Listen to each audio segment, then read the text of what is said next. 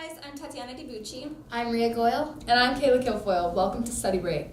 Coming up, we have an interview with Gabby Perez and Lily Round to talk about sustainability and protecting our earth and our environment. We will also be sharing an inside look at Fordham's on-campus flea market. Stay tuned for more.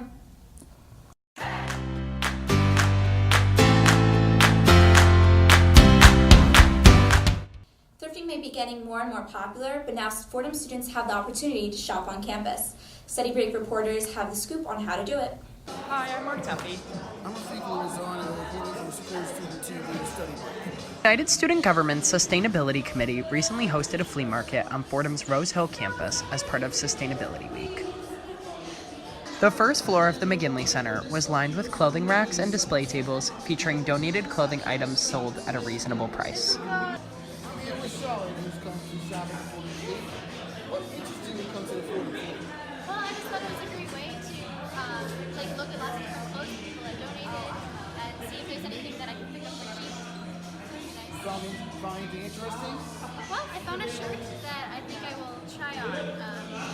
It just seems nice. It's the kind of thing that you wouldn't want to buy in a store and just make something completely new. But it's always good to have another t-shirt around. During the event, we got a chance to speak with the students working the pop-up. So, Gabby, what went into Fordham Flea and what are kind of the initiatives and goals? So the Fordham Flea is used by Students for Environmental Awareness and Justice and the USG Sustainability Committee to educate students about the environmental impact of the fashion industry and to educate about the importance of shopping secondhand. The flea also featured informational displays with fashion facts and tips on how to recycle Halloween costumes. I'd like students to just be more aware about the impacts that they're having, like when they shop retail. Sustainability Committee will be hosting more fleas throughout the year. Watch out for their newsletters and be sure to follow their social media accounts for more updates. Welcome back. This week, we're lucky to have Gabby Perez and Lily Round on our show. Thank you guys for coming. Thanks for having us. Yeah, we're really excited to have you guys here. So could you briefly tell us a little bit about your clubs and how they differ from each other? Yeah, so Siege is a club on campus.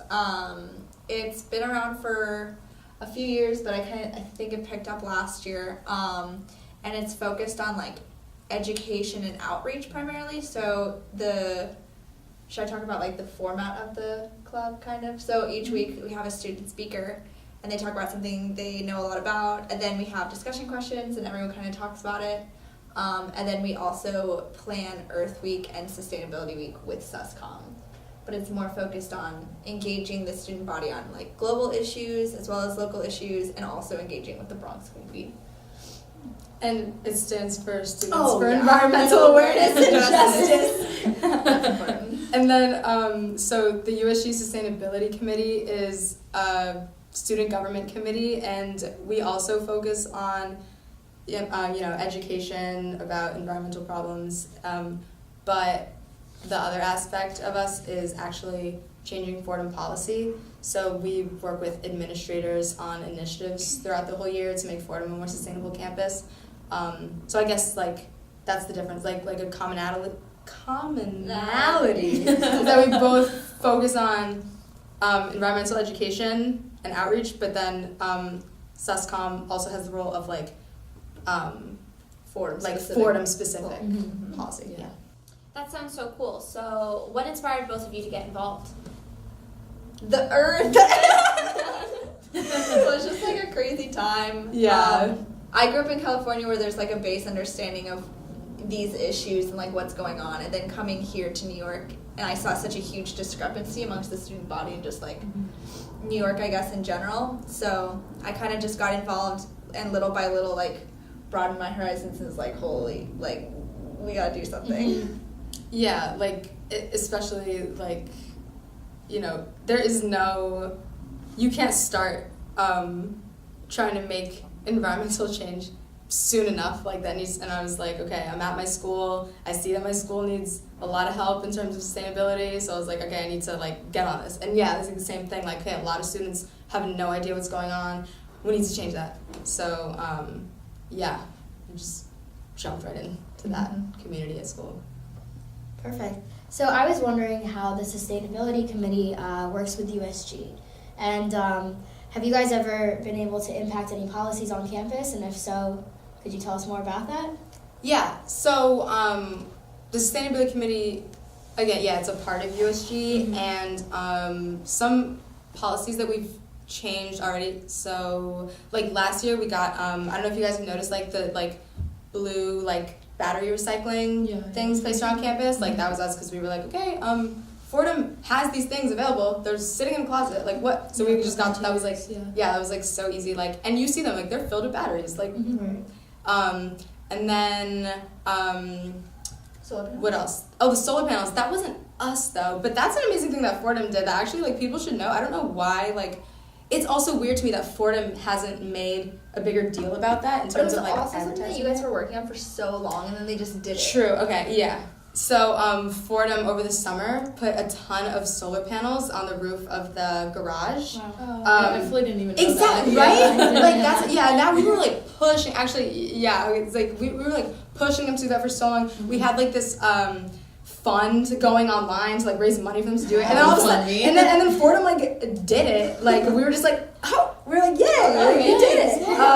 That was great. So, like, I guess a portion of the electricity on Fordham is, like, being run by solar energy, but also, like, we sell it back to the grid too. That's great.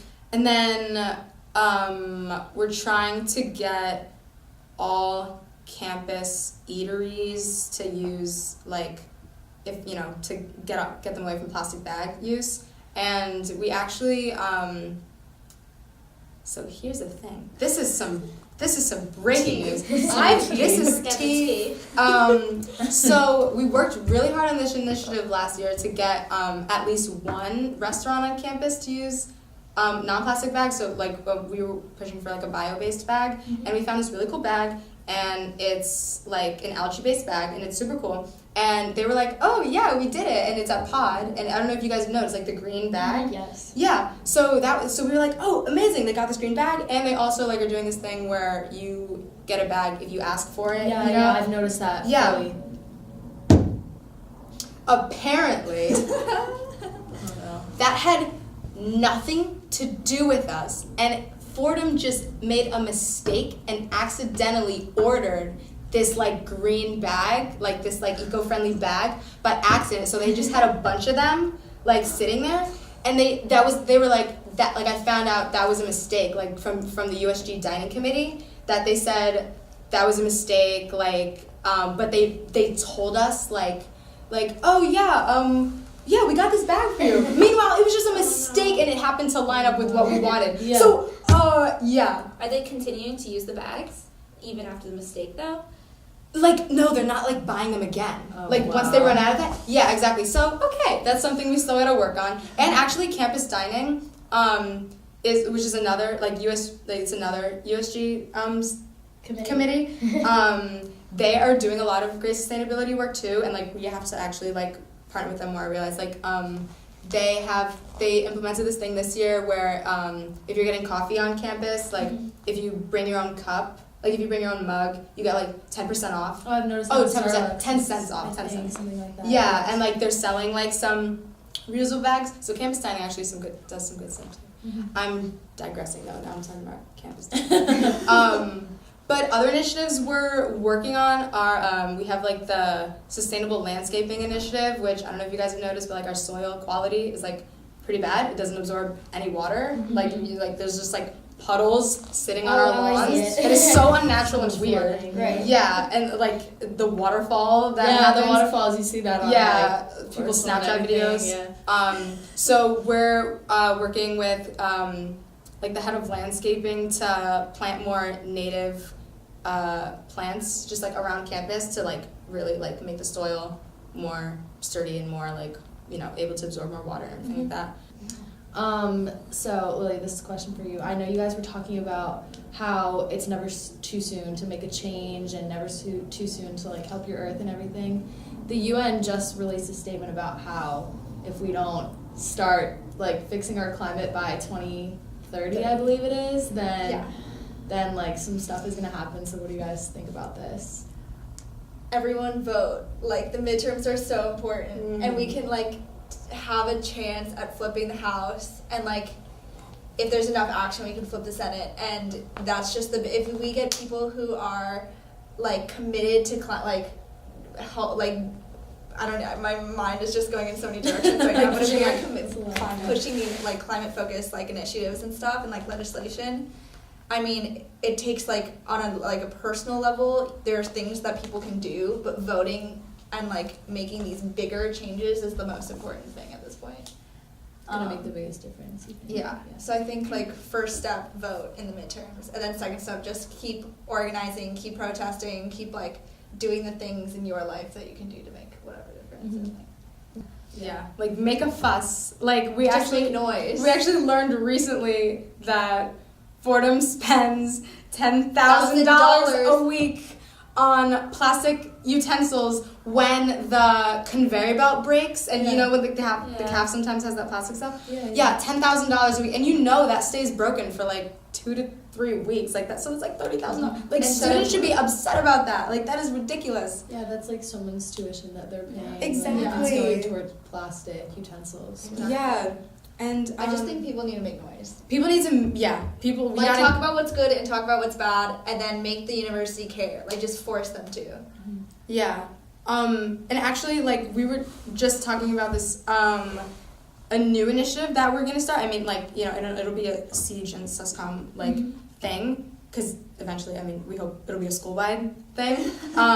Advocating for Fordham to switch to 100% renewable energy, like, as soon as possible. That is gonna take, like, the only way Fordham is gonna do that is not gonna come from, like, us being like, hey, you should do it, or like Fordham is not all of a sudden gonna wake up and be like, you know what we should do, like that's That'd gonna come cute. that's gonna like that'd be cute, like no, that's gonna be a lot of student effort, and like if people, like students, and like it's been done, like Boston University just like committed to 100% renewable energy, and like that's because of students. And same thing with like the California public schools. That's because students made a fuss about it and asked for it and demanded it. And we ought to do it. Sign petitions, be noisy. Call your representatives. Call your representatives. Vote. That's classic advice. Like, yeah, but it actually is It works. meaningful advice. Yeah. Cool. So going off of that, are there any sustainable companies that you guys know of that we should look into? Dr. Bronner. We didn't even plan this in my head as I was walking over here. I was like, I can't mention We're gonna Dr. Bronner's. I'm gonna plug Dr. Bronner's to the my death grave, grave. yeah. Like, yeah. Dr. Bronner's is, I mean, It's an 18-in-1 soap, essentially, that you can use for anything. I know, you always say that. But you can use it for anything. It's like $13 for like a big thing that will last you a year if you use it right. Yeah, all you do is dilute it, and you concentrated. can use it for, 18 purposes. Like for any cleaning thing. The company is just really ethical. Everything is, like the bottle is made from like 100% recycled plastic. Any, like when they wrap their soap bars, it's 100% recycled paper. Yeah, like the CEO makes 3 times as much as the lowest paid worker, which is 5 times more. But it's like that's a really impressive ratio. Yeah, like there's so many. Okay, like for the pure, like, okay, it's gonna save you money to like use Dr. Bronner's first of all, and I know like that's what, like, you know, obviously that matters to a lot of people, like obviously. Like I have like this one bottle that like it'll last you like the whole year, and I use it for everything. Like it's Castile soap, so it's just like really good plant-based soap, and like all their ingredients are sourced from like farmers that use regenerative agriculture, fair trade, and there's, you know, everybody's getting paid fair wages. They provide all their workers with like healthcare, like free healthcare and free meals, like free lunch every day. Like it is such an amazing company, and the soap I use the soap for, I mean, people use it for wild things. Like some people use it for toothpaste, which I have never tried. But like I use it, like I wash my. Oh, you use it? Okay. I wash like my entire body, face, hair. I use it for laundry. I use it for just dish soap, for just cleaning like surfaces, anything. And it is so it's very heavily concentrated soap. So you just dilute it. You just need such little of it, and you dilute it, and that's how it like lasts so long. Okay, so I think for our last question, we touched upon it throughout the whole interview, but do your clubs ever collaborate? If so, what do you guys do? Oh, wow. Yeah, just tell us some more about that. So last year we just tried to, we put a label or we said SUSCOM would do Sustainability Week and Siege would do Earth Week, and we were both doing the same thing. So Yeah, we're just we just constantly are working together, putting our resources together when we can. Yeah. And then SUSCOM has Combining our budgets. Yeah. Because that also makes it stronger too. Yeah, exactly. Exactly. There's no need for any kind of divide. Even this year, the Social Innovation Collaboratory is also doing amazing work. They have their Climate Impact Initiative. That's really gaining traction this year. They're trying to make a sustainable living community on campus, which hopefully can happen soon in Fordham. Weirdly, yay, go Fordham! I love it. they're very into it. Fordham is really supporting this initiative. And we're just okay, yeah, great. So we're also we're gonna be involved with that too. We're trying to work with all clubs. If you need a recycling bin at any of your events, SUSCOM or Siege will just come and bring it. We're trying to just be help help out. Resources, I guess. Mm-hmm. Yeah, but so yes, we work together all the time. And all of our weekly events for the year, which hopefully there will be more of.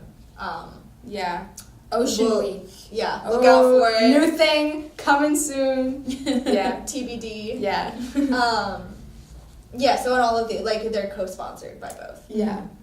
Perfect. Okay. Yeah. So unfortunately, that's all the time we have for this week. But again, we want to thank you guys for coming out, teaching us about sustainability, teaching all the people watching about sustainability too.